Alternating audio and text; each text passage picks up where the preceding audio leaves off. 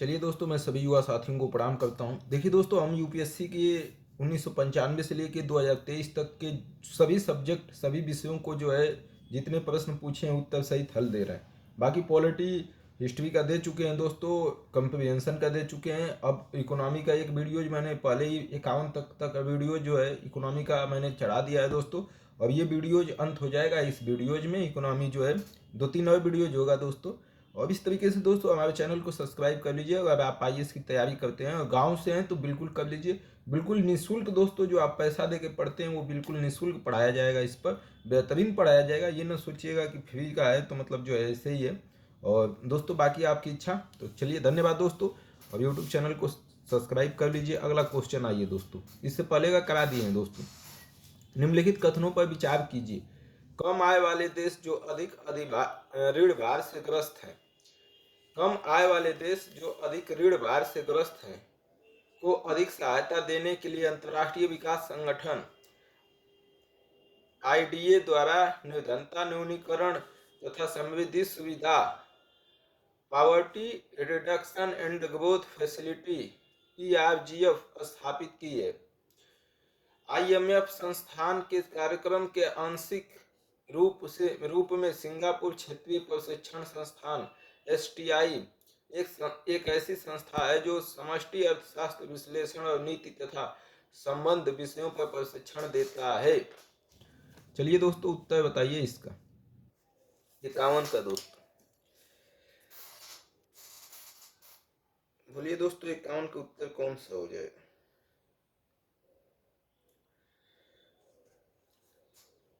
Option केवल दूसरा सही है दोस्तों। थोड़ा सा जान लीजिए दोस्तों। विश्व मुद्रा कोष संस्थान के कार्यक्रम के आंशिक रूप में सिंगापुर क्षेत्रीय प्रशिक्षण संस्थान STI एक ऐसी संस्थान है जो समष्टि अर्थशास्त्र, विश्लेषण और नीति तथा संबंध विषयों पर प्रशिक्षण देता है। तो बी ऑप्शन सही है दोस्तों। पहला गलत है दोस्तों। देखिए, अंतर्राष्ट्रीय मुद्रा कोष का उद्देश्य वैश्विक गरीबी को कम करना, ठीक है। अंतर्राष्ट्रीय IMF का उद्देश्य है अंतर्राष्ट्रीय गरीबी को कम करना, अंतर्राष्ट्रीय व्यापार को प्रोत्साहित करना और वित्तीय स्थिरता और आर्थिक विकास को बढ़ावा देना है। IMF के 3 कार्य हैं: आर्थिक विकास करना, उधार और क्षमता विकास की देखरेख करना। आर्थिक विकास, उधार और क्षमता विकास की देखरेख करना। आर्थिक निगरानी के माध्यम से IMF उन घटनाओं की निगरानी करता है जो सदस्य अर्थव्यवस्थाओं के साथ साथ वैश्विक अर्थव्यवस्था को भी प्रभावित करते हैं। तो कम आय वाले देश जो अधिक ऋण भार से ग्रस्त है को अधिक सहायता देने के लिए अंतर्राष्ट्रीय विकास संगठन IDA द्वारा निर्धारित न्यूनीकरण तथा समृद्धि सुविधा पॉवर्टी रिडक्शन ग्रोथ फैसिलिटी की स्थापना की गई है। तो ये गलत है दोस्तों। केवल दूसरा ऑप्शन सही है दोस्तों इसमें, ठीक है। IMF का कार्य तो जान ही गए। अगला दोस्तों, निम्नलिखित कथनों में से कौन सा सही है? राजकोषीय उत्तरदायित्व तथा बजट प्रबंधन अधिनियम FRBMA क्या है? राजकोषीय उत्तरदायित्व तथा बजट प्रबंधन अधिनियम केवल राजकोषीय घाटे, फिजिकल डेफिसिट से संबंधित है। केवल राजस्व घाटे, रेवेन्यू डेफिसिट से संबंधित है। दोनों राजकोषीय तथा राजस्व घाटों से संबंधित है, न राजकोषीय घाटे और न ही राजस्व घाटे से संबंधित। दोस्तों ये क्वेश्चन हम पहले ही करा चुके हैं। देखिए दोस्तों, इसका ऑप्शन सी हो जाएगा। हम राजकोषीय घाटे में देखे थे दोस्तों, राजस्व घाटा भी उसमें जुड़ रहा था। क्वेश्चन देखे थे ना, राजस्व घाटा प्लस बिना ऋण वाला। तो उसी तरीके से दोस्तों, तो इसमें हो जाएगा सी, दोनों राजकोषीय तथा राजस्व घाटे से संबंधित है। सी ऑप्शन हो जाएगा। राजकोषीय घाटे को 2% पर और राजस्व घाटे को 2008 तक 0 पर लाने का लक्ष्य रखा गया था। तो ये तो कोई मतलब नहीं है दोस्तों, ये पहले का क्वेश्चन है। ये जानते रहिए कि दोनों जरूरी है। भारत के सकल घरेलू उत्पाद में नीचे दिए गए भिन्न क्षेत्रों के योगदान का कौन सा एक सही हार्सवन मतलब घटता हुआ क्रम कौन सा है दोस्तों? सबसे ज्यादा जो है सकल घरेलू उत्पाद GDP में कौन सा योगदान देता है दोस्तों? देखिए दोस्तों, सेवा क्षेत्र सबसे ज्यादा दे रहा है, उसके बाद उद्योग, उसके बाद कृषि, ठीक है। तो विभिन्न क्षेत्रों में राष्ट्रीय आय निर्धारित योगदान दोस्तों, सेवा क्षेत्र 55%, उद्योग 26%, कृषि 18%, ठीक है। इसमें कुछ ज्यादा देखने की जरूरत नहीं। सहभागी नोट पियंस निम्नलिखित में से कौन से एक संबंधित है? भारतीय संचित निधि, विदेशी संस्थागत निवेश, संयुक्त राष्ट्र विकास कार्यक्रम, क्योटो प्रोटोकॉल। सहभागिता नोट क्या है दोस्तों? चौवन का बताइए।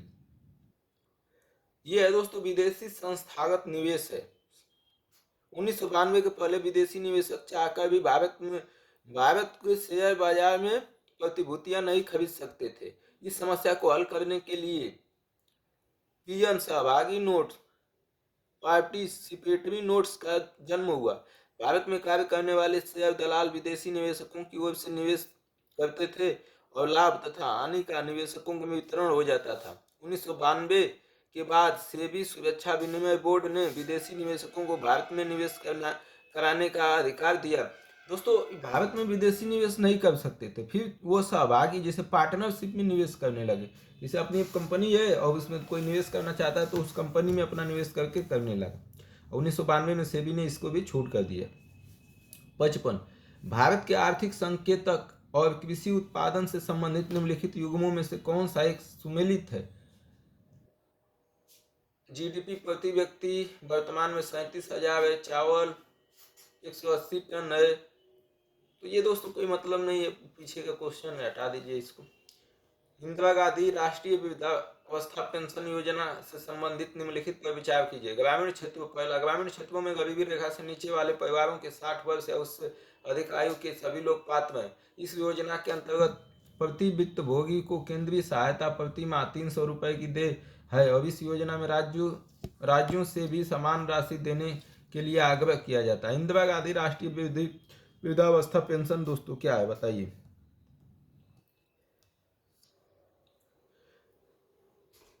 देखिए दोस्तों इसमें दोनों गलत है। इंदिरा गांधी वृद्धावस्था पेंशन योजना का प्रारंभ जो है 2007 में हुआ था। सारे वरिष्ठ नागरिक जिनकी उम्र 65 साल या उससे अधिक है इस पेंशन के हकदार हैं। यह योजना केवल उन व्यक्तियों के लिए मिलती है जो गरीबी की रेखा के नीचे हैं। केंद्रीय सरकार और राज्य सरकार बराबर का योगदान देकर प्रति व्यक्ति 400 रुपये पेंशन देती है। सरकार का प्रयत्न रहता है कि पेंशन केवल बैंक का या डाकघर के खातों में डाली जाए। इस नीति से ये पहले का ही है दोस्तों, बाकी अब आ गया तो पढ़ दिए। निम्नलिखित कथनों पर विचार कीजिए दोस्तों। उपयुक्त में से कौन सा प्रत्यक्ष कर है? अनुषंगी लाभ कर, ब्याज कर और प्रतिभूति लेन देन कर, सिक्योरिटीज ट्रांजैक्शन टैक्स। बताइए दोस्तों कौन सा जो है प्रत्यक्ष कर जो है? ब्याज कर, ब्याज से जो टैक्स लिया जाता है, प्रतिभूति लेन देन सिक्योरिटी ट्रांजैक्शन टैक्स और अनुषंगी लाभ कर फ्रिंग बेनिफिट टैक्स। बताइए 57 का। दोस्तों इसमें तीनों सही है। देखिए ब्याज पर जो टैक्स लेते हैं ना तो सरकार डायरेक्ट ले लेती है जो ब्याज पर होता है, ठीक है। प्रतिभूति लेन देन सिक्योरिटीज खरीदते हैं दोस्तों तो इसमें भी सरकार डायरेक्ट टैक्स ले लेती है। और अनुषंगी लाभ कर दोस्तों प्रत्यक्ष कर फॉरेन बेनिफिट फ्रिंग बेनिफिट टैक्स या बीटी या कंपनियों द्वारा दी गई सुविधाओं पर कर 2005 में लगाया गया था तथा 2009 में वापस ले लिया गया। सिक्योरिटीज ट्रांजैक्शन टैक्स बाजार में प्रतिभूतियों पर खरीदते या बेचते समय 2004 के बजट में लगाया गया था, ठीक है दोस्तों। इसमें तीनों सही है। 58 का। निम्नलिखित में से कौन सा एक कथन अवस्फीति का उपयुक्त वर्णन करता है? अवस्फीति क्या है दोस्तों? एक तो होती है दोस्तों मुद्रास्फीति। अब अवस्फीति क्या है? अवस्फीति को भी जानना जरूरी है दोस्तों। मुद्रा अवस्फीति एक ऐसी स्थिति है जब वस्तुओं और सेवाओं का बाजार मूल्य लगातार गिरता चला जाता है। अर्थव्यवस्था में अवस्फीति की स्थिति तब आती है जब मुद्रास्फीति की दर शून्य या उससे नीचे चली जाती है। यह एक नकारात्मक मुद्रास्फीति की दर है। अवस्फीति डिफ्लेशन और विस्फीति डिसइंफ्लेशन में बहुत अंतर है। विस्फीति में केवल कीमत के बढ़ने की दर में कमी आती है, यह केवल मुद्रास्फीति की दरों में कमी करता है। विस्फीति में दोस्तों कीमत जो बढ़ रहा था ना वो कम हो जाता है, लेकिन मुद्रास्फीति में क्या होता है? वस्तुओं और सेवाओं का बाजार मूल्य लगातार गिरता चला जाता है। समझ रहे हैं? सेवा और बाजार का मूल्य लगातार गिरता चला जाता है और यह जो है अर्थव्यवस्था में अवस्फीति की स्थिति तो जब यह मुद्रास्फीति की दर शून्य या उससे नीचे चली जाती है, एक नकारात्मक मुद्रास्फीति की दर बन जाती है तो उसको बोलते हैं अवस्फीति। अभी स्फीति क्या है इसी में जान लीजिए। विस्फीति में बहुत अंतर। विस्फीति जो है विस्फीति में केवल कीमतों के बढ़ने की दर में कमी आ जाती है, कीमत बढ़ते ही नहीं है, यह केवल मुद्रास्फीति की दर में कमी हो जाती है। तो समझ गए होंगे दोस्तों, यह पहला ऑप्शन दिया, यह दूसरी मुद्राओं की तुलना में मुद्रा मान में अचानक आई गिरावट है, यह अर्थव्यवस्था के वित्तीय तथा वास्तविक क्षेत्र में आई सतत मंदी है, यह माल तथा सेवाओं के सामान्य कीमत स्तर में आई सतत गिरावट है, यह मुद्रास्फीति की दर में एक निश्चित समय अवधि में आई गिरावट है। क्या हो जाएगा दोस्तों इसमें? सी हो जाएगा, यह माल तथा सेवाओं के सामान्य कीमत स्तर में आई सतत गिरावट है, नकारात्मक भी हो सकता है। निम्नलिखित में से कौन सी मुद्राएं कृत्रिम समझी जाती हैं? एडीआर, एसडीआर, जीडीआर, एडीआर और एसडीआर। कृत्रिम मुद्रा किसे समझा जाता है दोस्तों? अंतर्राष्ट्रीय मुद्रा कोष ने विशेष साधारण अधिकार बनाया है, इस एक देश कोष से कर्ज ले सकता है, इस अधिकार को कागजी सोना, पेपर गोल्ड भी कहा जाता है दोस्तों। एसडीआर को, एसडीआर सी ऑप्शन हो जाएगा 60 का। जब भारतीय रिजर्व बैंक नगदी रिजर्व अनुपात में वृद्धि की घोषणा करता है तो इसका तात्पर्य क्या है? नगद रिजर्व के अनुपात में वृद्धि की घोषणा करता है तो क्या है? वाणिज्यिक बैंकों के पास उधार देने के लिए कम मुद्रा होगी, पहला भारतीय। दूसरा, भारतीय रिजर्व बैंक के पास उधार देने के लिए कम मुद्रा होगी। सी, केंद्र सरकार के पास उधार देने के लिए कम मुद्रा होगी। डी, वाणिज्यिक बैंकों के पास उधार देने के लिए अपेक्षाकृत अधिक मुद्रा होगी। जब भारतीय रिजर्व बैंक नगदी रिजर्व अनुपात में वृद्धि करता है, अपना पैसा बढ़ाता है, तो क्या होगा दोस्तों बताइए? देखिए, वाणिज्यिक बैंकों के पास उधार देने के लिए कम मुद्रा होगी दोस्तों। मुद्रा जब आरबीआई खींच लेगा बैंकों से, सीआरआर बढ़ा देगा, तो वो मुद्रा जो है मार्केट से खींच के अपने पास जब वो बढ़ाएगा तो जाहिर सी बात है बैंकों के पास कम मुद्रा होगी, तो उधार देने के पास उनके पास कम मुद्रा हो जाएगी। ए हो जाएगा दोस्तों। 61 का, भारत के संदर्भ में निम्नलिखित कथनों पर विचार कीजिए। भारत में थोक कीमत सूचकांक डब्ल्यूपीआई केवल मासिक आधार पर उपलब्ध है। औद्योगिक कामगारों के लिए उपभोक्ता कीमत सूचकांक सीपीआई डब्ल्यू की तुलना में डब्ल्यूपीआई खाद्य वस्तुओं को कम महत्व देता है। बताइए दोस्तों 61 का क्या हो जाएगा?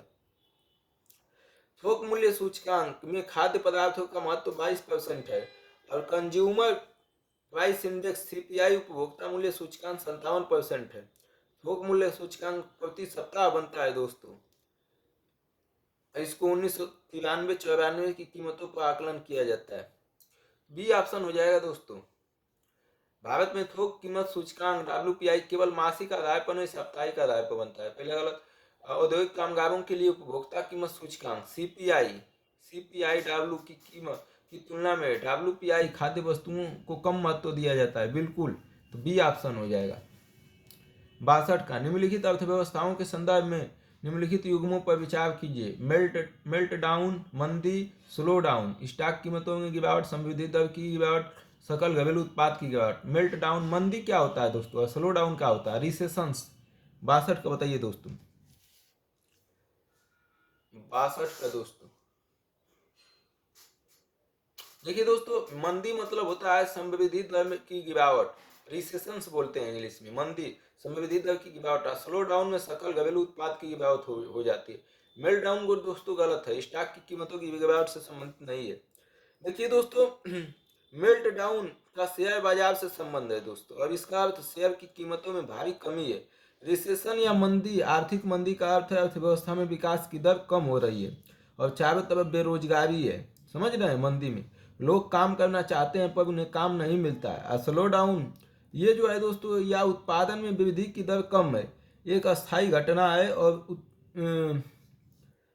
समझ रहे हैं, अस्थायी घटना है एक, यही था दोस्तों। अगला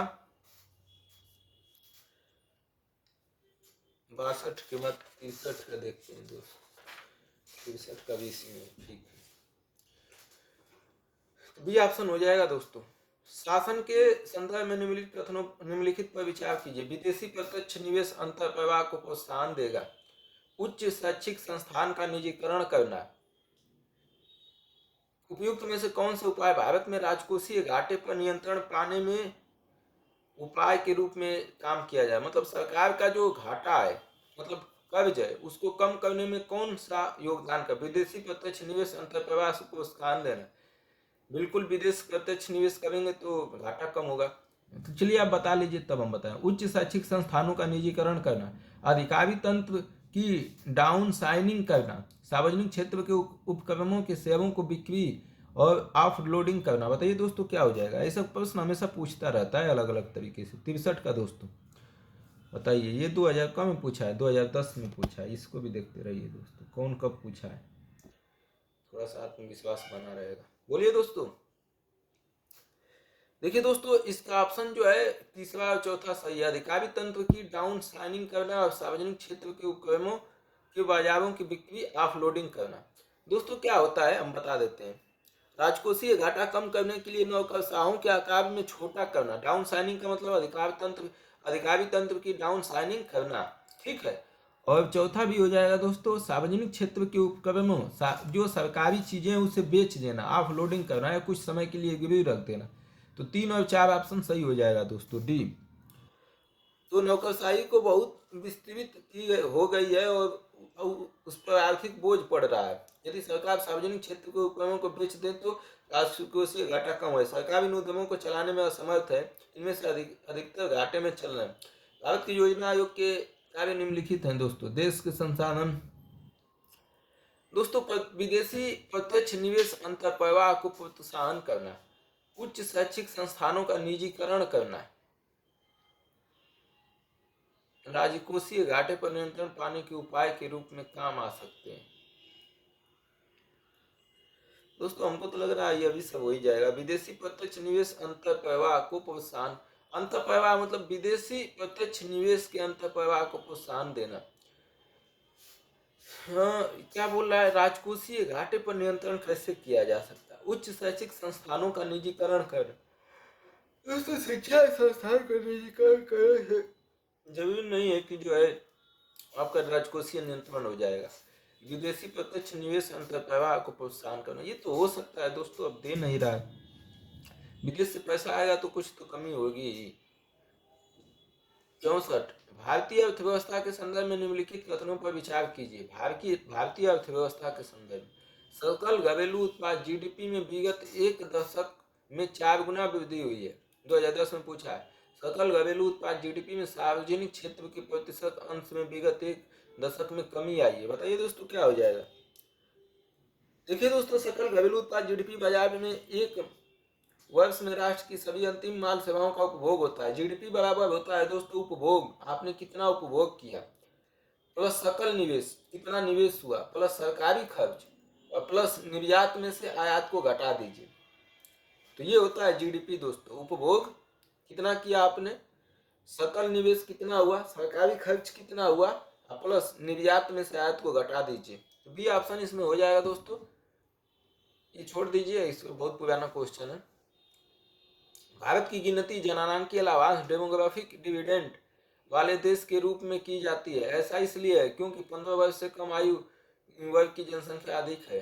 15 से 64 वर्ष की वर्ग आयु की जनसंख्या अधिक है। 65 वर्ष से अधिक आयु मतलब जननांकीय लाभ, ऐसी जनता जिससे हम लाभ ले सके, जो काम करने में सक्षम है दोस्तों, तो उसे यहाँ कुल जनसंख्या अधिक है। क्या होगा दोस्तों, 65 का बी हो जाएगा दोस्तों। 15 से 64 वर्ष की जनसंख्या जो है उसी को जननांकीय लाभांश कहा जाता है।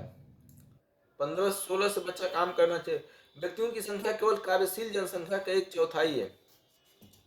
ये हो गया दोस्तों। अगला 66, निम्नलिखित में से कौन सा सी विशेषता वैल्यू एडेड टैक्स की नहीं है। वैल्यू एडेड टैक्स की कौन सी विशेषता नहीं, यह बहुबिंदु लक्ष्य आधारित कर प्रणाली है। यह उत्पादन वितरण श्रृंखला में लेन देन के प्रत्येक चरण में मूल्यवर्धन पर लगाया गया है। यह वस्तुओं या सेवाओं के अंतिम चरण पर लगाया गया एक कर है और अंततः उपभोक्ता द्वारा वहन किया जाता है। वह मूल्य रूप से केंद्र सरकार का विषय है और मूल रूप से केंद्र सरकार का विषय है और राज्य सरकार इसके सफल कार्यान्वयन के लिए केवल एक सुविधा करता है। वैल्यू एडेड टैक्स के बारे में बताना है दोस्तों। वैल्यू एडेड टैक्स इसको भी पढ़ लीजिए दोस्तों, ये हमेशा आता ही रहता है। 66 का दोस्तों, देखिए दोस्तों, राज्य के अंदर माल की बिक्री या खरीद पर वैट लगाया जाना। संविधान की 7वीं अनुसूची में राज्य सूची की प्रविष्ट 54 के आधार पर राज्य का विषय है। चूंकि वैट बिक्री कर राज्य का विषय है, इसलिए केंद्र सरकार वैट के सफल कार्यान्वयन के लिए एक सूत्रधार की भूमिका निभाती है। तो वह मूल रूप से केंद्र सरकार का विषय है और राज्य सरकार इसके सफल कार्यान्वयन के लिए केवल एक सुविधा करता है। तो कौन सही नहीं है दोस्तों? तो ये वाला सही नहीं है दोस्तों। यह राज्य का विषय है और केंद्र सरकार बस एक सूत्रधार की भूमिका है। यह बहुबिंदु लक्ष्य आधारित कर प्रणाली है। यह उत्पादन, वितरण, श्रृंखला, लेन देन के प्रत्येक चरण में मूल्यवर्धन पर लगाया गया कर है। अब ये समाप्त हो गया दोस्तों, एडवर्ट ज़्यादा है नहीं तो बात खत्म। कार्ल मार्क्स ने वर्ग संघर्ष की प्रक्रिया को निम्नलिखित में से किस सिद्धांत की मदद से समझाया? आनुभविक उदारवाद, डार्विन के विकासवाद, अस्तित्ववाद, द्वंद्वात्मक भौतिकवाद। ये तो सबको पता होगा दोस्तों। द्वंद्वात्मक भौतिकवाद से समझाया था दोस्तों कार्ल मार्क्स ने द्वंद्वात्मक भौतिकवाद के सिद्धांत का उपयोग कर वर्ग संघर्ष की प्रक्रिया का वर्णन किया है। प्रत्येक आर्थिक और सामाजिक प्रणाली में द्वंद्व के सामाजिक और आर्थिक प्रणाली में द्वंद्व के तत्व मौजूद होते हैं। लड़ाई झगड़ा मतलब जो है एक दूसरे से आगे निकलने के, इससे वर्ग संघर्ष होता है और एक नए प्रणाली का जन्म होता है दोस्तों। समझ रहे हैं? अब जो है 68 के बाद 69 का देखिए दोस्तों।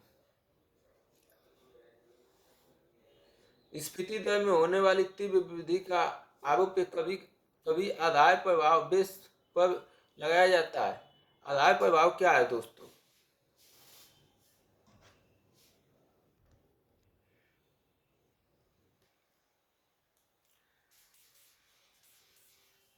यह फसलों के खराब होने के आपूर्ति में उत्पन्न प्रभाव है। यह तीव्र आर्थिक विकास के कारण तेजी से हो रही मांग का प्रभाव है। ये छोड़िए दोस्तों, ये भी बहुत जो है पीछे का क्वेश्चन है, कोई मतलब नहीं। सत्य भारतीय अर्थव्यवस्था के संदर्भ में कथनों पर पिछले 5 वर्षों में जीडीपी की वृद्धि लगातार बढ़ी है। पिछले 5, ये भी पुराना है दोस्तों, लेकिन ऐसे क्वेश्चन आप 5-10 वर्ष में जीडीपी का क्या हुआ है, क्या प्रति व्यक्ति आय में क्या परिवर्तन हुआ है, ये सब जानते रहिए, ताकि अगला अगर क्वेश्चन अभी आ जाए कभी तो आप जो है इसको समझ सके। ठीक है, तो 5 वर्षों में आय का क्या है, जीडीपी का क्या अनुपात चल रहा है, ये सब जानते रहिए दोस्तों। भारत में निम्नलिखित में से किसकी कृषि तथा संबद्ध गतिविधियों के ऋण के वितरण में सबसे अधिक हिस्सेदारी है दोस्तों? किसकी कृषि तथा संबद्ध वाणिज्यिक ऋण के वितरण में सबसे अधिक हिस्सेदारी है? इसका भी कोई अब रिलेवेंट नहीं है दोस्तों, लेकिन अब आ गया है तो देखिए लेते हैं। इसका हो जाएगा वाणिज्यिक बैंक का दोस्तों, लेकिन ये पुराना प्रश्न है, कोई मतलब नहीं है हमको दोस्तों। नए क्वेश्चन पर जो आने की संभावना उसको देखना है। निम्नलिखित में से कौन सी विधियां भारत के लोक वित्त पर संसदीय नियंत्रण रखने के काम आती है? लोक वित्त पर संसदीय नियंत्रण रखने के काम कौन सी विधियां? संसद के सम्मुख वार्षिक वित्तीय विवरण का प्रस्तुत किया जाना, विनियोजन विधेयक के पारित होने के बाद ही भारत की संचित निधि से मुद्रा निकाल पाना, अनुपूरक अनुदान तथा लेखानुदान का प्रावधान करना, संसदीय बजट कार्यालय द्वारा समष्टिगत आर्थिक पूर्वानुमानों तथा व्यय हेतु सरकार के कार्यक्रम का एक नियतकालिक अथवा कम से कम मध्यवर्गीय पुनरावलोकन, संसद में वित्त विधेयक का प्रस्तुत किया जाना। बताइए दोस्तों, ये तो दोस्तों पॉलिटी का क्वेश्चन होना चाहिए था, लेकिन अब इसमें पूछ दिया इकोनॉमी में। बताइए ऑप्शन क्या हो जाएगा? संसद के सम्मुख वार्षिक वित्तीय विवरण का प्रस्तुत किया जाना, विनियोजन विधेयक। इसमें पूछा है दोस्तों कि कौन सी लोक वित्त पर संसदीय नियंत्रण का काम करती है दोस्तों? बताइए।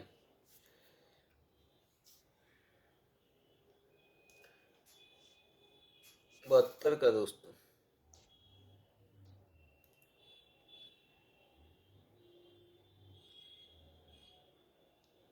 देखिए दोस्तों, इसमें दूसरे ऑप्शन चौथे ऑप्शन को छोड़ के बाकी सब सही है।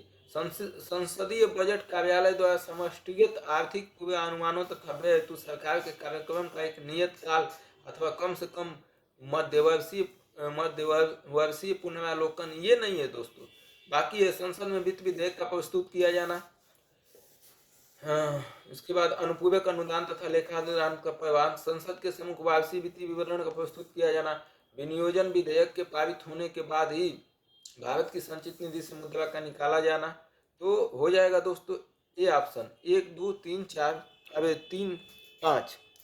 ठीक, अगला ऑप्शन, भारतीय रिजर्व बैंक आरबीआई बैंकों के बैंक केंद्रीय बैंक के रूप में कार्य करता है। इसका अर्थ निम्नलिखित में से कौन है? बैंकों का बैंक मतलब बैंक का मालिक है दोस्तों।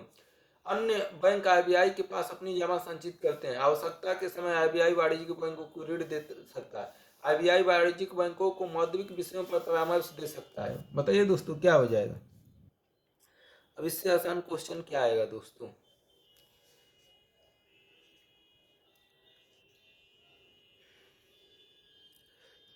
तीनों सही है दोस्तों। बैंकों का बाप है आरबीआई, तो ये पूरा आरबीआई के पास अपनी जमा संचित रखना होता है बैंकों को। आवश्यकता के समय आरबीआई वाणिज्यिक बैंकों को ऋण देता है और आरबीआई वाणिज्यिक बैंकों को मौद्रिक विषयों पर परामर्श भी दे सकता है दोस्तों। भारत में घाटे की वित्त व्यवस्था किसके लिए संसाधनों को बढ़ाने के लिए उपयोग की जाती है। भारत में घाटे की वित्त व्यवस्था किसके लिए संसाधनों को बढ़ाने के लिए उपयोग की जाती है। आर्थिक विकास के लिए, सार्वजनिक ऋण चुकाने के लिए, विशेष भुगतान शेष का समायोजन करने के लिए, विदेशी ऋण कम करने के लिए। घाटे का वित्त व्यवस्था हम क्यों बनाते हैं दोस्तों। आर्थिक विकास के लिए बनाते हैं दोस्तों। घाटे की वित्त व्यवस्था आय और व्यय का अंतर बताता है कि सार्वजनिक वित्त व्यवस्था में सरकार का खर्च आमदनी से ज्यादा है। घाटे की वित्त व्यवस्था यह दर्शाता है कि कल्याणकारी राज्य मतलब जनता को सुविधा पहुंचाने के लिए कल्याणकारी राष्ट्र व्यवस्था में यह एक अनिवार्य प्रयोजन है। पर्याप्त राष्ट्रीय कर की अप्राप्ति के कारण मतलब टैक्स उतना नहीं मिल पाता है जिससे देश का खर्च भली भांति निकल सके। घाटे की वित्त व्यवस्था प्रयोग में लाई जाती है और जिसका मुख्य उद्देश्य अर्थनीति की वृद्धि करना है दोस्तों, मतलब गरीब लोगों के कल्याण के लिए। भारत में बैंकों द्वारा प्राथमिक क्षेत्र ऋणदान से तात्पर्य किसको ऋण देने से है। कृषि को, दुर्बल वर्ग को, लघु, माइक्रो एवं छोटे उद्योग को, उपयुक्त सभी को। प्राथमिक क्षेत्र के अंतर्गत दोस्तों कृषि आती है, दुर्बल वर्ग आते हैं, लघु, माइक्रो एवं छोटे उद्योग सभी आ जाएगा दोस्तों, सभी आ जाएगा। 76 का भारत की विदेशी मुद्रा आरक्षित निधि निम्नलिखित में से कौन सा एक मदद समूह सम्मिलित है। विदेशी मुद्रा परिसंपत्ति या विशेष आहरण अधिकार एसडीआर तथा विदेशियों से ऋण प्राप्त। विदेशी मुद्रा आरक्षित निधि में कौन कौन शामिल है दोस्तों। भारत की विदेशी मुद्रा आरक्षित निधि में विदेशी मुद्रा परिसंपत्ति या भारतीय रिजर्व बैंक द्वारा धारित स्वर्ण तथा विशेष आहरण अधिकार एसडीआर, विदेशी मुद्रा परिसंपत्ति या विश्व बैंक में ऋण तथा विशेष आहरण अधिकार एसडीआर, विदेशी मुद्रा परिसंपत्ति भारतीय रिजर्व द्वारा धारित स्वर्ण तथा विश्व बैंक से ऋण। क्या हो जाएगा दोस्तों 76 का बी हो जाएगा दोस्तों। विदेशी मुद्रा परिसंपत्ति भारतीय रिजर्व बैंक द्वारा जारी स्वर्ण तथा विदेशी आहरण अधिकार एसडीआर, बी हो जाएगा दोस्तों। विदेशी मुद्रा आरक्षित निधि से विदेशी मुद्रा परिसंपत्ति भारतीय रिजर्व बैंक द्वारा धारित स्वर्ण विशेष आहरण अधिकार एसडीआर है। 77 का देखते हैं दोस्तों।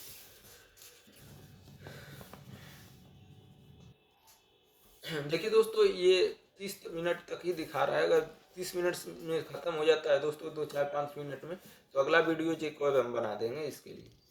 इसलिए दोस्तों अगर इसमें नया है तो अगला वीडियो जो में आप देख सकते हैं। दी गई अवधि के लिए एक देश की राष्ट्रीय आय नागरिकों द्वारा उत्पादित वस्तुओं और सेवाओं के मूल्य के बराबर होती है। कुल उपभोग और निवेश व्यय के योग के बराबर होगी। सभी व्यक्तियों और व्यक्तिगत आय के योग के बराबर होगी। उत्पादित अंतिम वस्तुओं और सेवाओं के मौद्रिक मूल्य के बराबर होगी।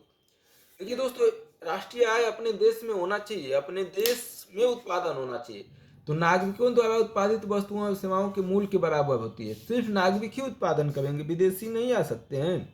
विदेशी भी तो हमारे देश में हो सकते हैं, तो केवल नागरिक का जोड़ेंगे तो ये गलत हो जाएगा। कुल उपभोग और निवेश व्यय के योग के बराबर, हमने जितना उपभोग किया, जितना खाया पिया, जितना निवेश किया उसके बराबर हो जाएगा, ये भी गलत है दोस्तों। सभी व्यक्तियों की व्यक्तिगत आय के योग के बराबर, सभी व्यक्तियों की व्यक्तिगत आय के योग के बराबर, यह भी गलत है दोस्तों। सभी का मतलब क्या है, दूसरी जगह से कोई कमा के भेज रहा है तो उसका थोड़े ना होगा जाएगा। डी उत्पादित अंतिम वस्तुओं और सेवाओं के मौद्रिक मूल्य के बराबर, बिल्कुल दोस्तों यही हम लोगों ने पढ़ा था पहले भी, डी ऑप्शन हो जाएगा दोस्तों। ठीक, किसी दी गई अवधि के लिए एक देश के राष्ट्रीय आय उत्पादित अंतिम वस्तुओं और सेवाओं के मौद्रिक मूल्य के बराबर होती है। इसके तहत विदेश से अर्जित शुद्ध आय को भी शामिल किया जाता है। ठीक है, इसके तहत जो है विदेशों से अर्जित शुद्ध आय को भी शामिल किया जाता है। राष्ट्रीय आय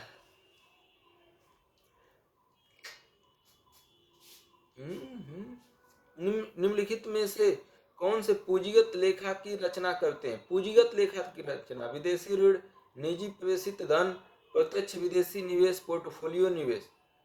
पूंजीगत लेखा की रचना करते हैं दोस्तों। पूंजीगत मतलब पूंजी। कौन हो जाएगा दोस्तों? इसका हो जाएगा दोस्तों, पहला सही है विदेशी ऋण, दूसरा प्रत्यक्ष विदेशी निवेश, और चौथा भी सही है दोस्तों पोर्टफोलियो निवेश। निजी प्रेषित धन जो है पूंजीगत लेखा की रचना नहीं करते हैं दोस्तों। विदेशी ऋण, प्रत्यक्ष विदेशी निवेश तथा पोर्टफोलियो निवेश पूंजीगत लेखा की रचना करते हैं। शेयर और बांड का खरीदना पोर्टफोलियो निवेश कहलाता है दोस्तों। सार्वजनिक और निजी आंतरजातिक विशेष निवेश का देश के बाहर जाना और आना पूंजीगत लेखा का कुल योग है दोस्तों। समझ रहे हैं? अगला, भारतीय अर्थव्यवस्था के संदर्भ में खुला बाजार परिचालन किसे निर्दिष्ट करता है? अनुसूचित बैंकों द्वारा